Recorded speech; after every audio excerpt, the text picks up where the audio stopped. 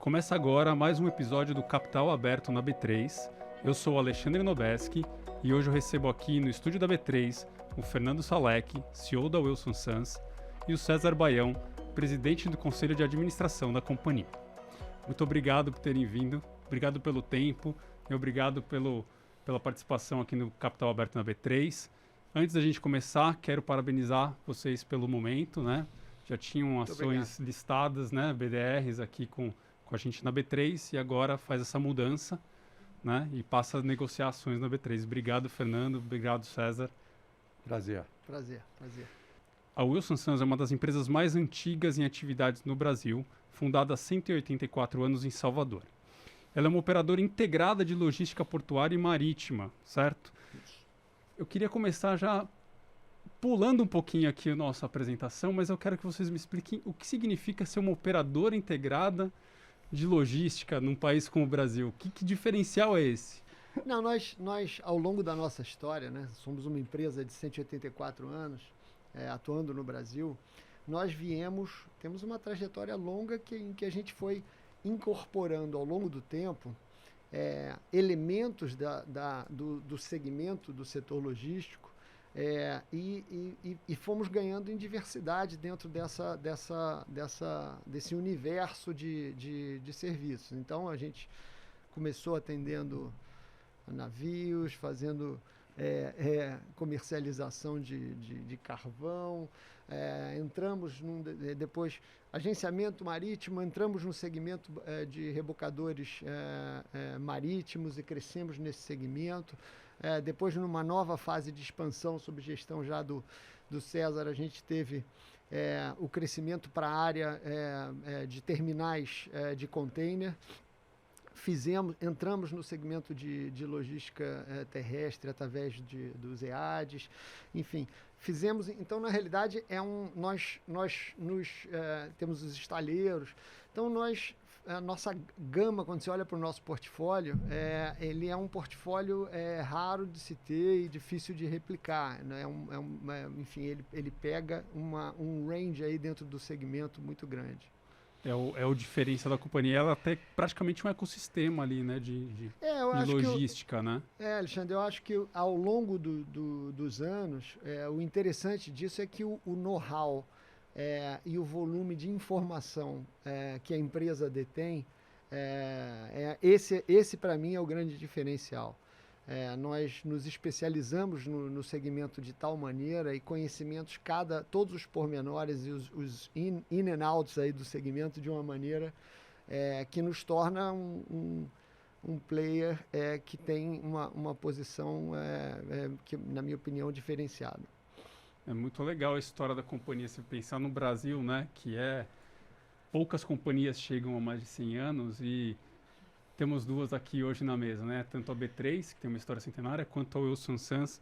E eu queria aproveitar um pouco para falar sobre isso, né? E acho que a gente conversou um pouquinho nos bastidores aí, o César me deu algumas dicas e foi muito legal que ele contou sobre essas mudanças, sobre como a empresa teve que se reinventar ali ao longo do tempo, né? E momentos que são complicados mesmo. César, fala para a gente um pouquinho sobre isso, né? Como é que é uma empresa de 100 anos, tem que ter resiliência, mas tem que ter um olhar sempre no futuro, né? Não pode perder esses dois pontos ali, né? Como é que foi isso? Você que ficou 20 anos nessa... No Brasil, mais importante ainda, né?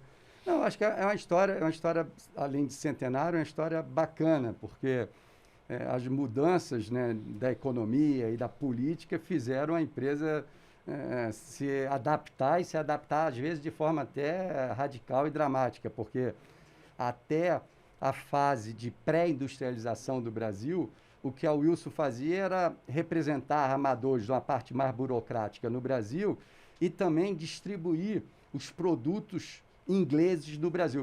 A empresa era uma grande distribuidora. Como o Brasil não produzia, a Wilson importava da Inglaterra e distribuía. E a outra atividade forte era de fornecer o combustível para os navios, que era o carvão, não era o petróleo. Então, a empresa era focada em dois segmentos: abastecer os navios com combustível, que era o carvão, e distribuir os produtos ingleses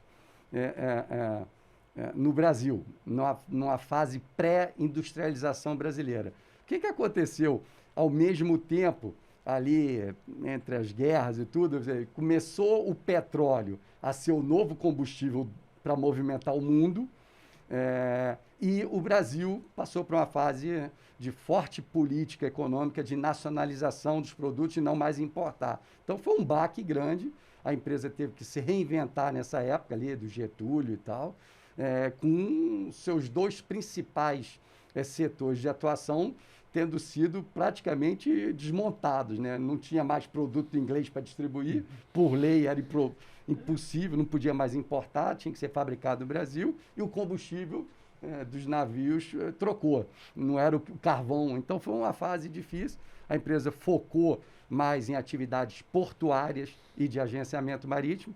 Naquela época os navios já estavam começando a crescer, começava a demandar o rebocador como apoio à atracação dos navios, e foi por esse segmento que nessa fase mais dramática ela deu a guinada e ampliou o seu portfólio, esquecendo aquele de trading, esquecendo aquele de fornecer combustível para os navios, e mais no segmento portuário e de rebocagem.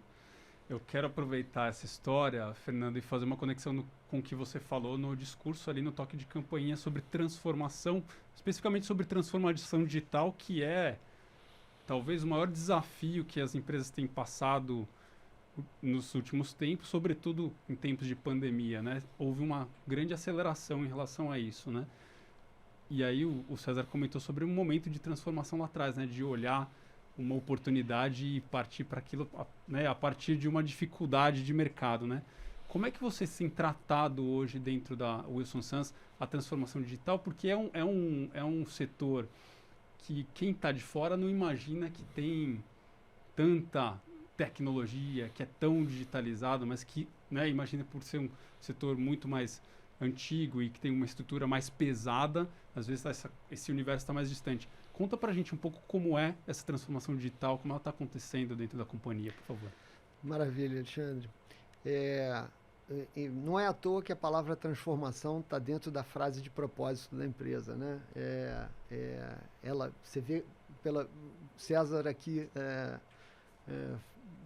contou aqui como transformação foi importante para a empresa no passado, é hoje no presente e no futuro será mais ainda. Quer dizer, eu acho que a grande questão é que, enfim, as transformações do ambiente externo se aceleraram muito, né? E mesmo para uma empresa num segmento mais estável, teoricamente, do ponto de vista de desenvolvimento digital e tecnológico, nesse ambiente, o jogo muda, né? Então, nós estamos passando de uma fase em que nós éramos simplesmente incorporadores de tecnologia marginal e incremental, para uma fase em que a gente precisa realmente inovar, se modernizar, pensar em alternativas criativas enfim, produtos que estejam de alguma maneira alinhados com o nosso segmento, que a gente possa usar a nossa competência, a nossa expertise, mas que sejam eventualmente mais leves, menos capital intensivo, produtos que sejam de alguma maneira mais alinhados com esse novo ambiente. Ao mesmo tempo, eu acho que a própria incorporação de tecnologia e o desenvolvimento de soluções que impactam a nossa indústria também se acelerou. Então, a gente tem que estar muito antenado. O nosso movimento, a gente fez alguns anos atrás um movimento, a gente despertou para isso claramente, e a gente fez um movimento de inserção em ecossistemas de inovação. Fizemos isso inicialmente através de uma inserção no Cubo do Itaú, né, aqui em São Paulo. Entramos no segmento de logística como na vertical de logística como das empresas sponsor do segmento. Nos aproximamos das startups e estendemos esse trabalho nos aproximando de startups no mundo inteiro. Então, a gente fez um screening aí de pelo menos umas 500 startups mundo afora. A gente mantém contato ativo com um grupo razoável de startups. Inclusive fizemos alguns investimentos, inclusive com participações minoritárias em algumas startups. Mas a grande questão eu acho que o fundamental do ponto de vista de futuro e perenidade é a cultura de adaptação e de transformação tem que estar permeando a organização. Não sou eu ou o César que fazemos a inovação dentro da empresa, né? A empresa precisa, essa cultura precisa permear porque a inovação acontece nas pontas e acontece de forma descentralizada dentro da organização. Inovação não é ter uma sala escrito... Não. Exatamente. Departamento de inovação Exatamente. não funciona. É curioso. E como é que se faz isso numa empresa do tamanho da Wilson Sons, que tem 4 mil colaboradores, né? É um processo de cultura, né? Como você está falando, né? De fazer virar essa chave, né? Porque cada vez mais acelerado, né? Sem dúvida, eu acho que passa por uma série de esforços e iniciativas e repensar até a forma como a gente trabalha. Nós somos uma empresa, é muito interessante isso, porque nós somos uma empresa que tem um lado da nossa operação que é de absoluta excelência operacional. Não dá para a gente experimentar e errar. A gente erra, a gente coloca vidas em risco. Então a gente não pode errar. E tem um lado que a gente que a gente tem que incorporar e teve que incorporar ao longo do tempo, que é um lado de experimentação, de buscar alternativas e ter uma forma mais dinâmica de trabalho. Ao mesmo tempo, a gente aí reconhecendo a realidade do nosso país, quer dizer, tem um esforço também de inclusão digital, que é muito importante, né? A gente tem que pensar em toda a nossa cadeia. Quando a gente fala em permear isso e que a inovação aconteça nas pontas, a gente tem que garantir que os 4 mil colaboradores sejam incluídos digitais, né? Enfim, é muito importante. Então, assim, é um processo, não tem botão de liga e desliga, Alexandre, é um processo enfim, que vem de cima, mas que precisa permear a organização e é uma conquista que se dá ao longo do tempo. E o bacana é ver o resultado disso, né? Porque muda a mentalidade, né? De como é que cada colaborador ele vai olhando para a necessidade do que ele precisa entregar, né? E não entregar para a companhia, mas para o cliente, né? Acho que tem uma visão que é muito legal da transformação digital, sempre estar de olho no cliente, né? Exatamente. Cliente no centro. Isso é super importante e é algo que a gente tem dado muito foco na Wilson. E isso deu resultado provavelmente prático em termos de retorno financeiro, né? Como é que foi comparando esse primeiro semestre desse ano com o primeiro semestre do ano passado e a gente já vivendo num momento de pandemia? E aí faço essa pergunta porque tem muita conexão com essa visão de centralidade no cliente, transformação digital e uma mudança cultural mesmo da companhia. Na realidade, eu acho que a pandemia ela acelerou determinados processos de transformação, né, do ponto de vista de contexto.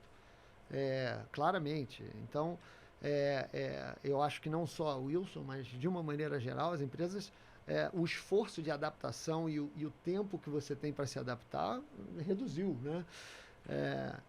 Então, assim,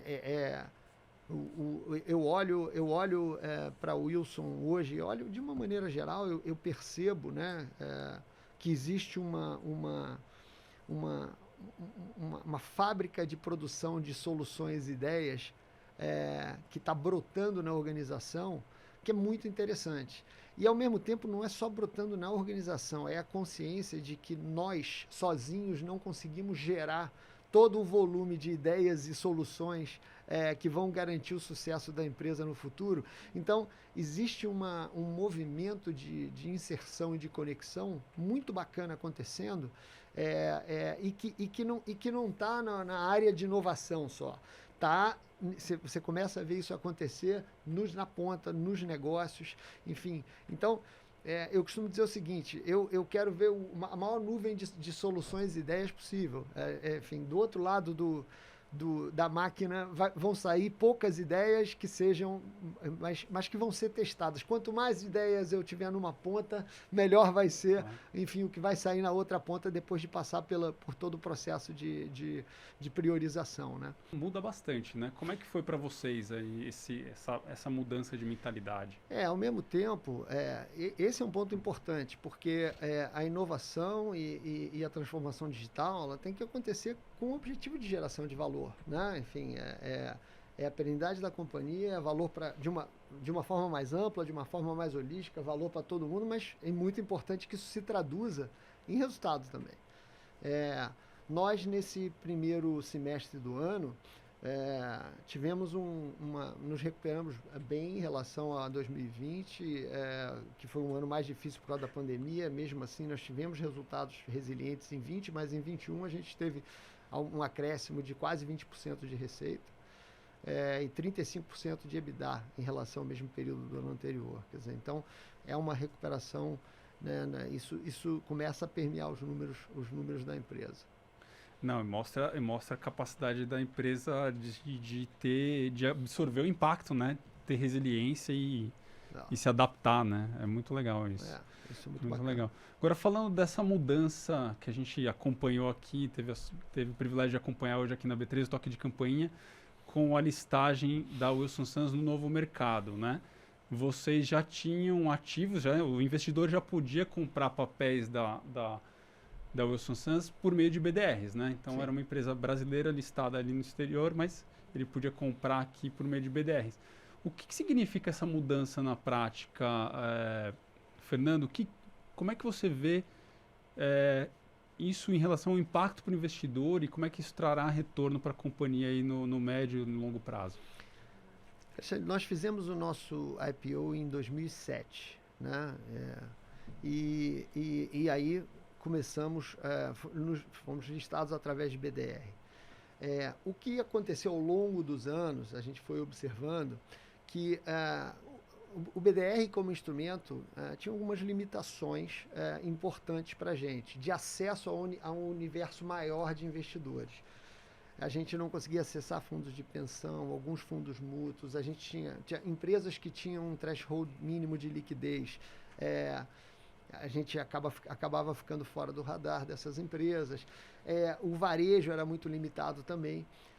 Então, isso teve impacto com a baixa liquidez, teve impacto no reconhecimento do valor intrínseco da empresa, enfim,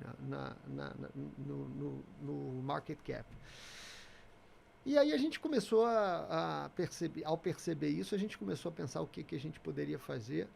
Aí, aproveitando que o nosso investimento e a nossa crença em governança, que já vem de bastante tempo, quer dizer, a gente planejou esse movimento para a B3, para o novo mercado, como um movimento que endereçaria a questão, o gargalo de liquidez, muito provavelmente permitiria que o nosso valor de mercado convergisse para o valor intrínseco dos nossos, refletisse de uma forma mais justa esse valor intrínseco dos ativos, e nos desse essa chancela de uma governança que já existe há muito tempo. Quer dizer, a gente está fazendo essa migração com muito pouco esforço do ponto de vista de governança.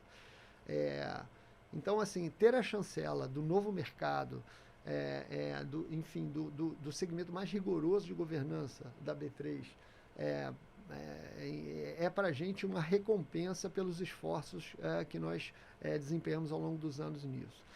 Paralelamente, eu acho que tem um outro aspecto muito importante, que esse movimento, além de correção de valor, ele cria uma plataforma de acesso para a gente ao mercado de capitais, seja de equity ou de dívida, que é uma plataforma que, bem da verdade, nós não tínhamos acesso antes, e a gente vai ter um acesso muito mais profundo a isso, e isso vai nos ajudar a cumprir as nossas ambições de crescimento futuro e trabalhar na perenidade e no sucesso da organização nos anos daqui para frente.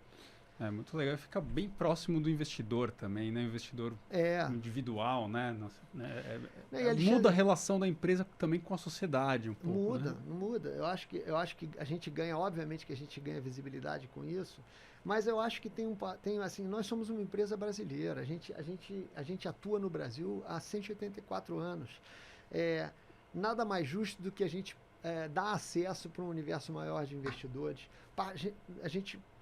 É um prazer muito grande poder também participar desse momento do mercado de capitais brasileiro de popularização e ganho de capilaridade no mercado de varejo. Quer dizer, a gente poder, de alguma forma, trazer mais um nome de uma empresa sólida, com histórico que a gente tem, num segmento de infraestrutura, que é um segmento que carece de mais nomes e mais alternativas de investimento, eu acho que é muito bom também.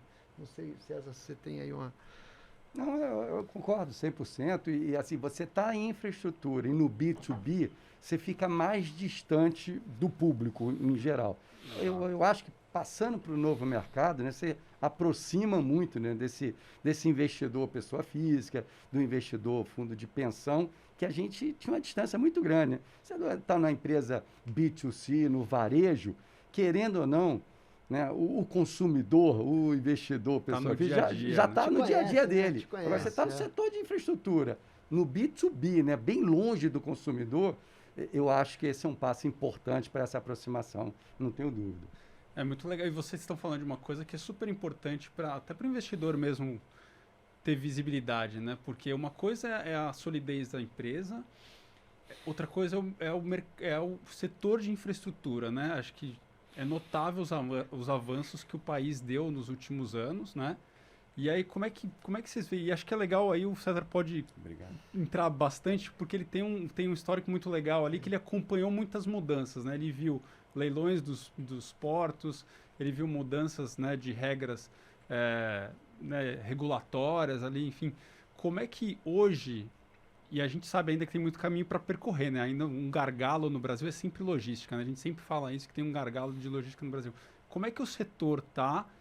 Como é que vocês enxergam isso em termos de perspectivas de melhora ali? Enfim, que discussões que vocês veem, que vocês falam, aqui tem caminhos muito bons de avanço que vão acontecer para os próxos anos. Joguei a bola agora. Não, eu acho o seguinte, Alexandre, olha, o Brasil é um país de dimensão continental, tem mais de 8 mil quilômetros de costa.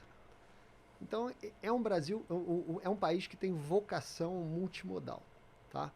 Então, eu acho que essa é uma primeira questão. Eu acho que o Brasil precisa diversificar os seus modais e desenvolver isso. Então, por exemplo, o desenvolvimento da cabotagem, que o Ministério da Infraestrutura vem promovendo e a gente tem aí, enfim, esforços grandes no sentido de fomentar a cabotagem. Eu acho super importante, super válido para o segmento. Enfim, a questão também do acesso portuário, eu acho que é uma questão importante. Quer dizer, é importante que a gente pense na infraestrutura integrada. A gente precisa melhorar cada vez mais e tornar sempre os portos mais competitivos, mas ao mesmo tempo os acessos à infraestrutura portuária precisam também ser pensados de maneira a que a gente ganhe eficiência de porta a porta. Então, assim, esse é um tema fundamental.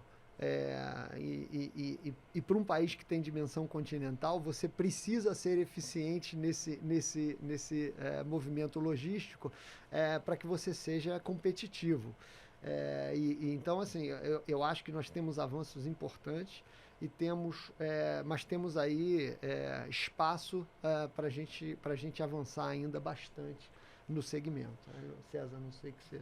E César, você acha que tem mais avanço para ser feito hoje em relação aos portos, em si, a estrutura de portos, ou mais nessa chegada até lá? Ou enfim, nos dois, talvez, provavelmente. Não, olha, assim, voltando um pouco, contextualizando, indo para lá para trás, assim, a grande virada de chave dos portos foi a Lei 8.630 de fevereiro de 93, lá no governo Fernando Henrique, aí começaram a privatização. Os portos começaram a sair da mão do Estado para a iniciativa privada, a partir dali. Então, teve toda a privatização portuária ali no meio da década de de 90, final da década de 90, e isso foi uma mudança importantíssima. Assim.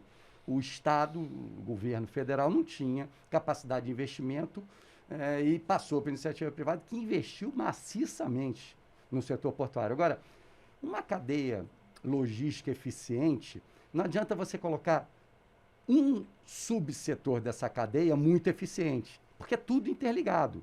Então, a interligação tem que estar eficiente também. O acesso rodoviário, o acesso ferroviário, o porto, o terminal, o acesso marítimo, a saída marítima, tudo tem que estar eficiente. Então, tem que ter investimento nisso tudo. E os gargalos que ainda temos no Brasil estão um pouquinho nessas conexões. Tá? Mas o avanço foi muito grande, viu, Alexandre? O avanço. E o atual Ministério de Infraestrutura tem feito muito esforço em privatizações portuárias, em privatizações de terminais portuários e nas conexões.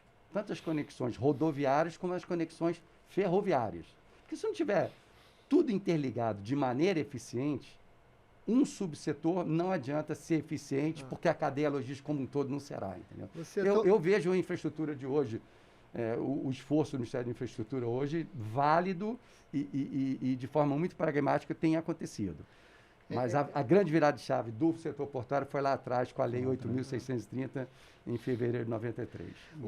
Eu acho que o ponto é que na logística você é tão forte quanto o elo mais fraco da cadeia, entendeu? Esse é o ponto. Você precisa garantir que os elos estejam todos ali funcionando. A gente tem a transformação, que a gente já comentou tanto sobre transformação, está aqui, né, na nossa frase, mas é isso, entregar futuros melhores para a gente, conversa com essa colaboração positiva, com o papel que a Wilson Sons tem no futuro sustentável do Brasil, da nossa sociedade, enfim, do segmento logístico portuário brasileiro e eventualmente mundial. Como nós podemos dar uma contribuição positiva, continuar dando uma contribuição positiva e que nos permita seguir adiante por mais muitos e muitos anos, né? Somos uma empresa de 180, temos uma visão de longo prazo e queremos continuar, enfim, crescendo de forma, obviamente, bem-sucedida e responsável, dando essa cota de contribuição por muitos anos. Bom, a gente falou um pouquinho de propósito, falou de transformação, mas uma coisa que é legal a gente também dar visibilidade para o investidor que vai acompanhar o programa, que está acompanhando a gente, é um pouco de como a listagem agora das ações da Wilson Sons vão provocar mudanças na visão estratégica da companhia, ou seja, que impacto vai ter para o negócio, né? Porque agora poder ser sócio de uma companhia como a Wilson Sons tem um peso interessante, mas o que a companhia está prevendo ali de mudança? Dá para adiantar alguma coisa em termos de negócio, abrir novas frentes? Como é que vocês estão se estruturando para isso? Alexandre, esse movimento é um movimento, sem dúvida nenhuma, muito importante para a gente. Eu cheguei a comentar isso antes, quer dizer, porque ele abre, do ponto de vista de disponibilidade de capital para a empresa, ele abre esse acesso ao mercado de capitais, de equity, de dívida. Então, na ponta do funding, isso reforça as nossas possibilidades. Isso é muito importante na medida em que, para que a gente possa financiar o nosso crescimento futuro. Do ponto de vista de novidades e crescimentos, quer dizer, não tem nada aqui específico para falar, mas nós temos aqui, talvez valha a pena fazer alguns comentários. O primeiro é que nós gostamos de crescer dentro das áreas em que a gente tem competência, porque a gente acha que é mais competitivo e pode agregar alguma coisa, um diferencial ao que se está fazendo. Olhando o core mesmo da companhia. Então, no core da companhia, a gente ganha essa possibilidade de crescimento, seja do ponto de vista orgânico ou inorgânico também. A gente ganha a possibilidade de olhar alternativas e buscar, dentro das nossas áreas de competência, uma estratégia mais focada. Ao mesmo tempo, quando a gente combina toda aquela conversa de inovação que a gente comentou antes, eu acho que tem uma nova frente de possibilidades também que passam por usar essas competências incorporando novas tecnologias e, eventualmente, até usando a nossa base de ativos como alternativa. A gente tem um investimento, por exemplo, numa startup israelense que ela faz a leitura dinâmica de canais e dos portos de maneira que você entenda exatamente como está se processando a questão de calado de forma mais dinâmica possível. Para que você aplique e faça a leitura de tudo isso, você precisa de sensores em embarcações. A gente tem a maior frota de rebocadores do país, com 80 rebocadores. Então, de novo, a gente pega essa tecnologia nova. Nós temos competência porque é o nosso métier, é o nosso segmento. A gente usa os nossos ativos, que são os nossos rebocadores, e isso nos torna interessantes para quem está criando a tecnologia disruptiva. E a partir daí a gente consegue fazer. Então a gente tem um investimento nessa empresa, nós representamos isso no Brasil e temos esse pacote, por exemplo, como um exemplo de uma nova frente de crescimento, uma nova possibilidade. É mais leve do ponto de vista de ativos, porque a gente está só usando os nossos ativos, mas não há a necessidade de fazer investimentos pesados em ativos. O investimento não é intensivo. Mas é uma nova forma de crescer dentro do segmento usando a nossa expertise. Então, a gente tem alguns... Eu acho que a grande questão aqui é que esse movimento abre um leque de possibilidades maior para que a empresa possa construir com foco, as suas possibilidades de crescimento. Muito bom. Isso aí você estaria atacando, né, isso, virando um business, você está atacando um dos gargalos do setor, ou seja, o calado, a profundidade dos canais de acesso de cada porto é um gargalo logístico. O porto que não tem um canal de acesso com profundidade adequada para os grandes navios se torna um gargalo para aquela cadeia logística que toca naquele porto. E isso aí virando um business, você está mapeando de maneira dinâmica e diária, constante, a profundidade de todos os canais de acesso dos portos brasileiros. Então, assim, é bacana, porque você está aí conjugando inovação, aliando com ativos existentes nossos e atacando um possível gargalo logístico. É legal. E aí, qual é o momento certo para fazer uma dragagem? Aonde fazer essa dragagem? Você vai muito mais cirúrgico, o teu investimento vai direto no ponto. Quanto eu posso aproveitar de fato de calado para os navios maiores poderem entrar? Quer dizer, tem uma série de ramificações de impacto que se agiliza muito o processo, tem um impacto muito lá na cadeia inteira. E você faz o investimento de forma eficiente. Em vez de você, vou não ter que chute. dragar... Não tem chute. Não tem chute. Nosso rebocador passa em todos os lugares de qualquer canal de acesso dos portos brasileiros. Então ele já está passando, porque ele está fazendo uma operação de rebocagem, mas está mapeando o fundo do mar daquele canal. Eu ia terminar, mas eu achei muito legal essa história, porque tem uma coisa que eu sou fascinado, e eu acho que aqui na B3 muita gente que é o olhar para os dados, né? Que eu acho que tem muito a ver com o que a gente está falando. Isso aí é uma geração de dados gigante. É dado, né? É dado.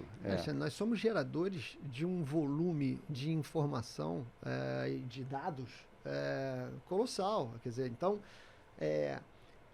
ao longo do tempo, ser mais eficientes em usar esses dados em prol do segmento é um caminho natural. A gente precisa, a gente não pode prescindir de usar esses dados de uma forma inteligente e eficiente. Isso, obviamente, que será bom para a empresa, mas será bom para o segmento e para o Brasil de uma maneira geral. E a gente está mais do que disposto, com um apetite enorme para fazer isso. Fernando, então, para encerrar o nosso papo aqui, que foi bem legal, acho que a gente teve a oportunidade de aprender sobre um segmento muito, muito interessante, que às vezes está muito distante das pessoas, né? Que nem fazem ideia de como um produto chega, né, na casa delas. Exatamente. E vocês estão no centro disso, isso que é muito legal. E para encerrar esse papo, a gente sempre faz um ping-pong aqui, que é para tentar pegar também um pouquinho mais sobre as características, a visão de mundo, enfim, contar um pouco da história e aí a sua história no caso, né? Maravilha. Vamos lá, então vou começar com a primeira aqui, que é o que é sucesso para você, Fernando? Xande, sucesso para mim está relacionado à realização do meu propósito pessoal. Eu tenho como propósito pessoal deixar as pessoas e as empresas com as quais eu tive a honra de ter contato melhores do que eu as encontrei. E o sucesso para mim é conseguir realizar esse propósito e dormir tranquilo, sabendo que eu estou fazendo o melhor para isso. Muito legal. E qual que é o seu porto seguro? Meu porto seguro, família, minha esposa e contato com a natureza. É onde eu me reequilibro, contato com o real, com simples, com o real, isso me reequilibra. Acho que já vai para a terceira, que vai responder um pouco do contato com o real. O que você faz nas horas vagas? As horas vagas, eu busco esse contato com a natureza. Eu gosto muito sou um apaixonado por cavalos então o esporte equestre, no lazer e confesso que eu também sou um apaixonado por vinhos. Então assim, o dia ideal para mim é fazer uma bela cavalgada com contato com a natureza e à noite reunir com a família e os amigos para tomar um bom vinho. Aí não tem coisa melhor. Um CEO que te inspira. Alexandre, eu tenho eu tenho aí um pouco mais de 30 anos de carreira e eu tenho dois CEOs talvez que tenham me inspirado mais. Um deles foi um americano chamado Chip Goodyear, que foi CEO da BHP Billiton, uma empresa onde eu trabalhei por muitos anos e que era uma empresa muito grande, a maior mineradora do mundo, e ele conseguiu fazer pós-merger de duas empresas com culturas muito diferentes, e ele conseguiu harmonizar isso de uma forma muito, muito bacana e gerar um sentimento de orgulho nos colaboradores. Então, ele. E o outro está aqui do meu lado. É o César Baião, que me inspira pela a forma genuína, humilde que ele exerceu o papel de CEO dele por tantos anos e liderou a companhia. Quer dizer, a companhia mudou de patamar sob gestão dele.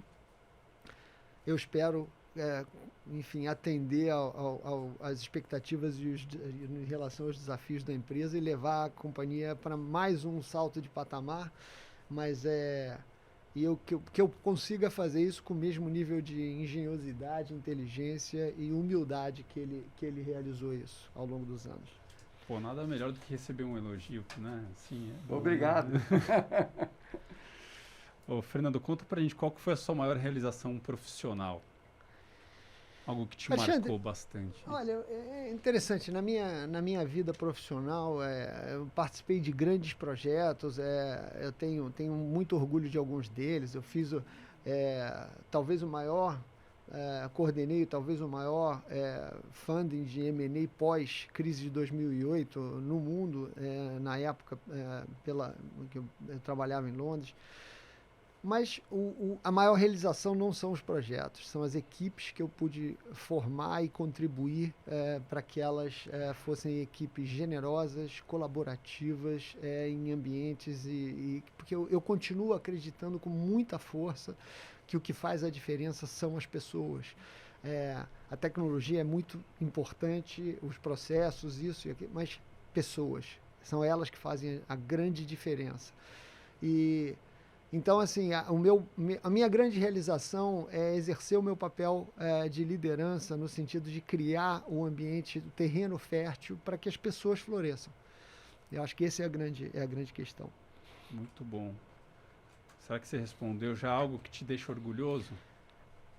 Pode ser até fora do eu acho que, primeiro, assim, essa questão de formação de equipes é algo que me deixa orgulhoso, mas eu acho que talvez eu olho para a minha trajetória como executivo e o que me deixa orgulhoso é eu ter conseguido desenvolver uma carreira que foi interessante, com sucesso na minha visão, mas eu fiz isso sempre muito fiel aos meus valores pessoais. Quer dizer, eu não precisei comprometer os meus valores pessoais para ter essa carreira, para desenvolver essa carreira. Eu fiz isso muito pelo contrário. Eu acho que eu pude aplicar esses valores pessoais ao longo da minha carreira e isso me deu muito, muito prazer e sempre desenvolver isso de uma forma muito feliz. E um desejo para quando a pandemia acabasse? Esse não tem outro. Olha, desejo para quando é poder estar próximo das pessoas, seja no ambiente profissional ou no pessoal, e muitas vezes esses ambientes até se misturam, né? Mas estar com as pessoas que eu gosto, estar próximo delas. Eu costumo dizer, assim, no ambiente profissional, o contato que você tem informal almoçar junto, tomar um café, entrar um na sala do outro, rir junto. Esse tipo de coisa você não consegue replicar no ambiente remoto da mesma maneira, e isso azeita as relações, isso faz bem para a alma. Então, poder voltar a ter um contato maior com as pessoas que eu gosto, família, amigos, colegas, de uma forma mais intensa. Com certeza isso vai fazer uma diferença absurda na saúde das pessoas, principalmente na saúde mental. Mental, né? sem dúvida nenhuma. Tá mais do que na hora. Estamos torcendo para que acabe logo. Vamos lá com você, César? Eu vou fazer. Porque não, falando sério. Não. Deixa com o Fernando só esse ping-pong. Eu acho que é importante aqui numa passagem de bastão, isso está mais claro ainda que o ping-pong é com o CEO. Tá bom. Então eu vou encerrar aqui eu vou fazer o pezinho do nosso programa. Obrigado, Fernando, pelo papo. Obrigado, Prazer César. enorme, Alexandre. Foi muito legal. Aprendemos muito hoje aqui com vocês. Obrigado a você, Alexandre. Espero que quem tenha acompanhado, quem vai acompanhar com a gente aí o programa, também aprenda e veja a importância de uma empresa do tamanho e da história da Wilson Sons. Tá? Muito sucesso aí para vocês nos próximos passos. Obrigado aí. Obrigado, um abraço a todos. Obrigado. Legal. Bom, o Capital Aberto na B3 de hoje fica por aqui. A gente conversou com o Fernando Salek, CEO da Wilson Sons, e com o César Baião, ex-CEO e presidente do Conselho de Administração. Você que está ligado na B3, acompanha os nossos conteúdos pelas redes sociais. Se você quer saber tudo também sobre o mundo dos investimentos, entra lá no Hub de Educação Financeira, edu.b3.com.br. Tem curso gratuito com experts do mercado, experts da B3, para você ficar por dentro de tudo. Acompanha lá. Muito obrigado, pessoal. Até mais.